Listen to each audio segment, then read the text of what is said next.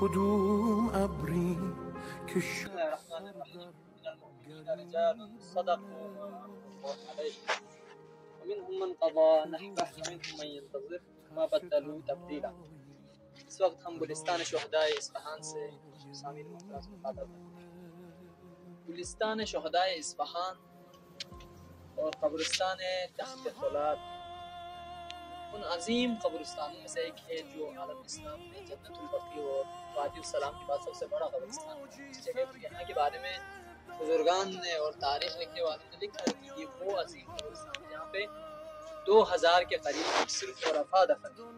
شہداء تو آپ کے سامنے ہیں، بہت سارے شہداء ہیں، شہداء انقلاب، شہداء دفاع مقدس، اور اس طرح بعد کے ایام میں شہداء اور آج تک کے شہداء یہاں پہ دفن ہیں. یہ وہ عظیم جگہ ہے جہاں سے لوگ اپنے ہم دنیاوی ہم اخروی حاجات حاصل کرتے ہیں اور اپنے حاجات یہاں موجود عظیم ہستیوں کے توسل سے حاصل کرتے ہیں. خدا آیت اللہ بہجت کے بارے میں مشہور ہے کہ آپ نے فرمایا کہ میں بہجت تخت فولاد اصفہان کی وجہ سے اس حد تک اس جگہ کی اہمیت کے حوالے سے بیان ہے. گلستان شہداء میں موجود شہداء بزرگان اور عرفاء میں سے ایک عظیم شخصیت آیت اللہ ناصری ہے جو کہ 2 سال پہلے وفات ہو گئی اور اس وقت ہم ان کے مزار میں انتہائی عظیم شخصیت اور بڑے عرفاء میں سے تھے، اور ان کے بارے میں کہا جاتا ہے کہ یہ ان کے مرقد پہ آ کے امام زمانہ سے متوسل ان کی 2 رکعت نماز پڑھے اور اس کے بعد دعا کرے تو آپ جو بھی دعا کرے، آپ جو بھی حاجت ہے ہوا ہو جاتا ہے اور آپ اپنی حاجت ہو سکتی. تو ہم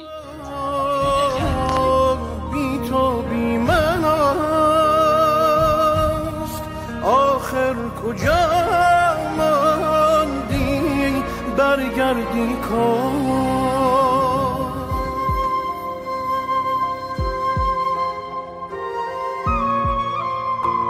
هر کسی را قبرش پیداست که کجا دفن میشه، صاحبش روز 5 مرتبه صدا میزنه انا بیت الظلمه، من خانه ظلمت و تاریکی هستم، چراغی برا خودت تهیه کن. به ناصری میگن دا شما که الحمدلله همه خوب و فکرشم کردید برادر، حالا وقت بیدار شدن ها، خوشا به حال اونایی که با شوق و عشق تنها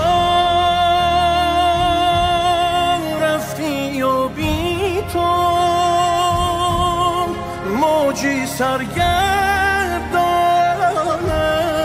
دریایم باش.